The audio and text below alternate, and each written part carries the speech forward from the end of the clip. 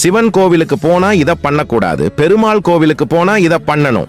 சிவன் கோவிலுக்கு சென்றால் சிவபெருமானை அல்லது சிவலிங்கத்தை தரிசனம் செய்துவிட்டு சில நிமிடங்களாவது அமர்ந்துவிட்டு வர வேண்டும் என்று காலம் காலமாக கூறப்பட்டு வருகிறது.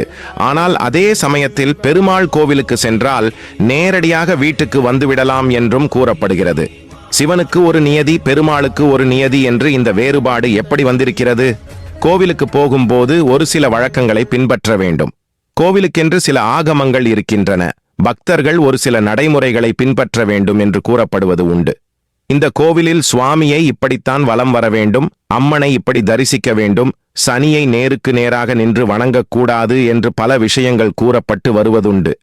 இதில் முக்கியமான விஷயம், சிவன் கோவிலுக்கு சென்றால் சிவபெருமானை அல்லது சிவலிங்கத்தை தரிசனம் செய்துவிட்டு சில நிமிடங்களாவது அமர்ந்துவிட்டு வர வேண்டும் என்று காலம் காலமாக கூறப்பட்டு வருகிறது. ஆனால் அதே சமயத்தில் பெருமாள் கோவிலுக்கு சென்றால் நேரடியாக வீட்டுக்கு வந்துவிடலாம் என்றும் கூறப்படுகிறது. சிவனுக்கு ஒரு நியதி, பெருமாளுக்கு ஒரு நியதி என்று இந்த வேறுபாடு எப்படி வந்திருக்கிறது? இதற்கு என்ன காரணங்கள் என்று இங்கே பார்க்கலாம்.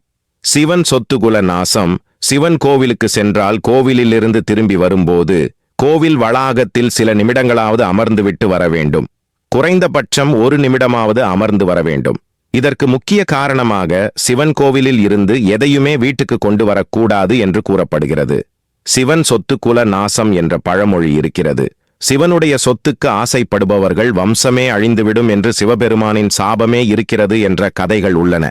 எனவே சிவபெருமான் கோவிலில் வலம் வந்து தரிசனம் முடித்து அங்கிருந்து தெரியாமல் ஒரு துரும்பை கூட எடுத்து சென்றுவிடக்கூடாது என்பதற்காகத்தான் சுவாமி தரிசனம் செய்த பிறகு கோவில் வளாகத்தில் ஓரிரு நிமிடங்கள் அமர்ந்துவிட்டு செல்ல வேண்டும் என்ற நடைமுறை இருந்து வருகிறது. சிவன் கோவிலில் அமர்ந்து இளைப்பாற இதுதான் பிரதான காரணம் என்பது குறிப்பிடத்தக்கது. பெருமாள் கோவிலின் செல்வமும் ஐஸ்வர்யமும் காக்கும் கடவுளான மகாவிஷ்ணு வெவ்வேறு அவதாரங்களாக வெவ்வேறு வடிவங்களில் அருள் பாலிக்கிறார். குடும்பத்தில் இருக்கும் பிரச்சனைகள் தீர, வருமானம் அதிகரிக்க, செல்வம் பெறுவதற்கு பெருமாளை வணங்க வேண்டும் என்ற ஐதீகம் இருக்கிறது. புதன்கிழமை தோறும் பெருமாளை வணங்கி வந்தால் குடும்பத்தில் உள்ள சண்டை சச்சரவுகள் தீரும்.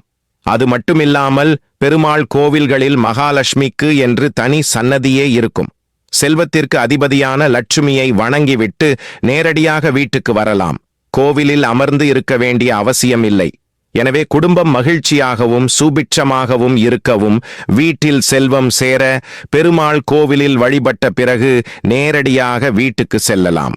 மகாலட்சுமியின் அனுகிரகம் குடும்பத்தில் இருப்பவர்களுக்கும் வீட்டுக்கும் கிடைக்கும்.